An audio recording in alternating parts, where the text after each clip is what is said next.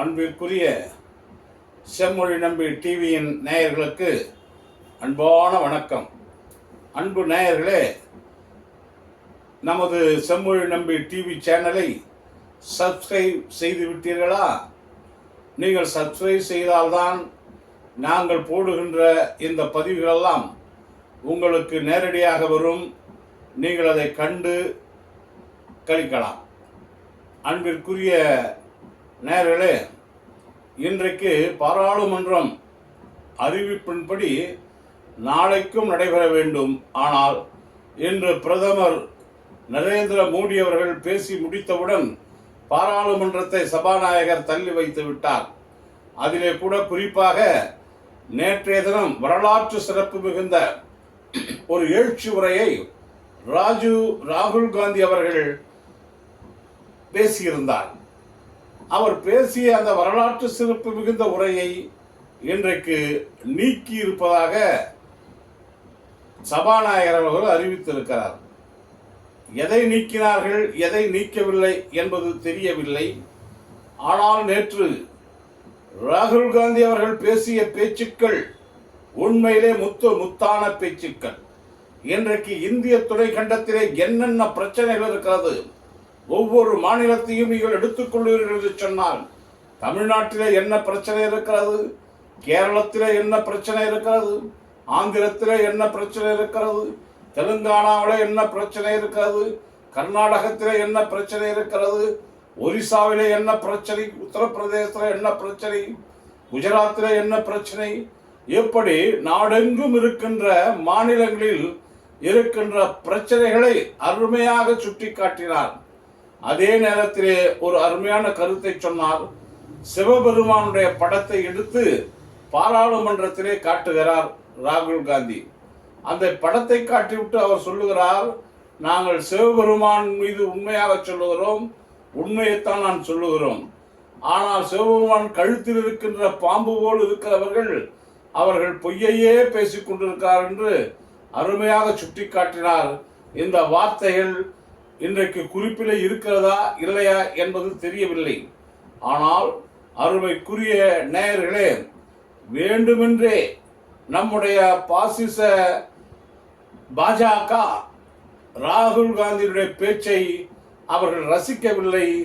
அவரை பேசுவதை தடுப்பதற்காக கூச்சலிட்டார்கள். ஆனால் அவர் பேசிக்கொண்டிருக்கின்ற பொழுது நீங்கள் பார்த்திருப்பீர்கள், 2 முறை நம்முடைய நாட்டின் பாரதத்தின் பிரதமர் நரேந்திர மோடி அவர்கள் 2 முறை எழுந்து ராகுல் காந்தி பேசுகின்ற பொழுது அவர் குறுக்கீடு செய்கிறார். அருமைக்குரிய நேயர்களே, 10 ஆண்டு காலம் பாஜகவுடைய ஆட்சி கடந்து விட்டது. இந்த 10 ஆண்டு காலத்திலே ஒரு நாள் கூட மோடி அவர்கள் பாராளுமன்றத்திலே உட்கார்ந்து எதிர்கட்சி தலைவர்கள் பேசுகின்ற பேச்சையும் கட்டதில்லை, அதற்கு அவர் பதிலும் கொடுத்ததில்லை. இது வரலாறு. ஆனால் இன்றைக்கு வரலாறு திரும்பி நேற்று நடைபெற்ற பாராளுமன்ற கூட்டத்திலே ராகுல் காந்திக்கு 2 முறை பதில் கொடுப்பதற்காக பிரதமர் மோடி எழுந்து பேசியிருக்கிறார் என்று சொன்னால், இங்கதான் ராஜீவ் காந்தி மகன் சிங்கக்குட்டி, ராஜீவ் மகன் சிங்கக்குட்டி ராகுல் காந்தி இங்கே சக்கையாக பிஜேபியை சல்லியாக நொறுக்கி விட்டார் என்பது புலப்படுகிறது. அவருடைய பேச்சிலே பயந்து போய் அமித்ஷா தலையிடுகிறார். ஏறத்தாழ 9 அமைச்சர்கள் அவர் பேசுகின்ற பொழுது குறுக்கிட்டார்கள்.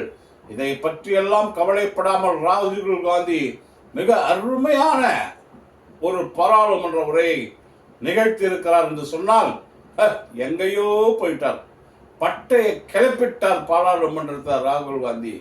இந்திய கூட்டணியினுடைய அந்த இந்தியா கூட்டணியுடைய கொள்கைகளை எல்லாம் அதை பாராளுமன்றத்திலே வற்புறுத்தி பேசியிருக்கிறார்.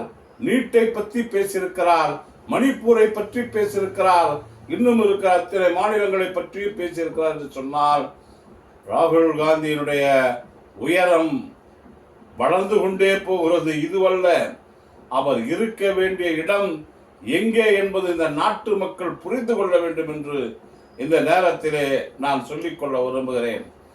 இன்றைக்கு நம்முடைய பாரத பிரதமர் நரேந்திர மோடி அவர்கள் இன்றைக்கு பதில் கொடுக்கிறார். நம்முடைய இந்தியாவினுடைய குடியரசுத் தலைவருடைய உரை, அந்த உரைக்கு பதில் கொடுக்கிறார். அது மீது இந்திய பிரதமருடைய உரையில் அங்கே நடந்த வாதங்களுக்கு பதில் கொடுப்பதாக நம்முடைய மோடிஜி அவர்கள், பிரதமர் அவர்கள் பேசுகிறார். அவர் பேசியதிலே காங்கிரஸையும் ராகுல் காந்தியையும் தான் அட்டாக் செய்து பேசுகிறார். ராகுல் காந்தியையும் காங்கிரஸையும் அட்டாக் செய்து பேசுகிறாரே, அது மட்டுமா செய்தார்? அதே இந்திய கூட்டணியில் இருக்கின்ற திராவிட முன்னேற்ற கழகம் அவருக்கு அந்த திமுகவை பார்த்தாலுமே மிரட்சி அடைகிறார் நம்முடைய பிரதமர் நரேந்திர மோடி. அவர் திமுகவை பற்றி பேசுகிறார். திமுகவை பற்றி பேசுவதும் இல்லாமல் நம்முடைய உதயநிதியை பற்றியும் பேசுகிறார். இப்படி அவர் என்ன பேசுவது என்று தெரியாமல் அப்பேற்பட்ட பாராளுமன்றத்திலே திமுகவை ஒரு பிரதமர் பேசுகிறார் என்று சொன்னால், திமுக இன்றைக்கு பாராளுமன்றம் வரைக்கும் வளர்ந்திருக்கிறது. அந்த இயக்கம் நிச்சயமாக தமிழ் மண்ணிலே வேரூன்றி இருப்பதைப் போல இந்திய துணைக்கண்டத்திலே திராவிட முன்னேற்ற கழகம் ஒரு தவிர்க்க முடியாத சக்தியாக வளர்ந்திருக்கிறது என்பதற்கு இன்றைய தினம் பிரதமர் நரேந்திர மோடி அவர்கள் பேசிய பேச்சுக்கள் என்பதை இந்த நாட்டு மக்கள் மறந்துவிட முடியாது. அருமைக்குரிய நேயர்களே, இன்றைக்கு அகில இந்தியாவிலே அருமையானதொரு அரசியலை திராவிட முன்னேற்ற கழகம் இந்தியா கூட்டணியை உருவாக்கி செய்து கொண்டிருக்கிறது என்று சொன்னால், தமிழ் மக்கள் அனைவரும் நாம் பாராட்டியாக வேண்டும். நம்முடைய முதல்வராக இருக்கின்ற மு.க. ஸ்டாலின் அவர்கள் எவ்வளவோ போராடுகிறார். எவ்வளவோ போராடி போராடி போராடி இந்த தமிழ் மக்களுக்காக, தமிழ் மொழிக்காக, தமிழ் மண்ணுக்காக இன்றைக்கு பல திட்டங்களை வகுத்து இந்த நாடை செழிக்க பாடுபட்டு கொண்டிருக்கிறார். அந்த திட்டங்களுக்கெல்லாம் மத்திய சர்க்கார், ஒன்றிய சர்க்கார், பிரதமர் நரேந்திர மோடி ஒத்துழைப்பு தர வேண்டும் என்று இந்த நேரத்திலே கேட்டுக்கொள்ள விரும்புகிறேன். இன்றைக்கு நம்முடைய முதல்வர் அவர்கள் அறிவித்திருக்கிறார்கள், சென்னையிலே இருக்கின்ற மெட்ரோ ட்ரெயினை போல மதுரையிலேயும் மெட்ரோ ட்ரெயின் விடப்போகிறோம், அதே போல் கோவையிலும் விடப்போகிறோம் என்று இன்றைக்கு சொல்லி இருக்கிறார் என்று சொன்னால், அவருடைய செயல் திட்டங்களை பாராட்ட வேண்டும் என்று இந்த நேரத்திலே அன்போடு கேட்டுக்கொண்டு, அருமை நேயர்களே, மறந்து விடாதீர்கள். இதை போன்ற பதிவுகளெல்லாம் உங்களை தொடர்ந்து வந்தடைய நம்முடைய செம்மொழி நம்பி டிவியை சப்ஸ்கிரைப் செய்யும்படி அன்போடு கேட்டுக்கொள்கிறேன். நன்றி, வணக்கம்.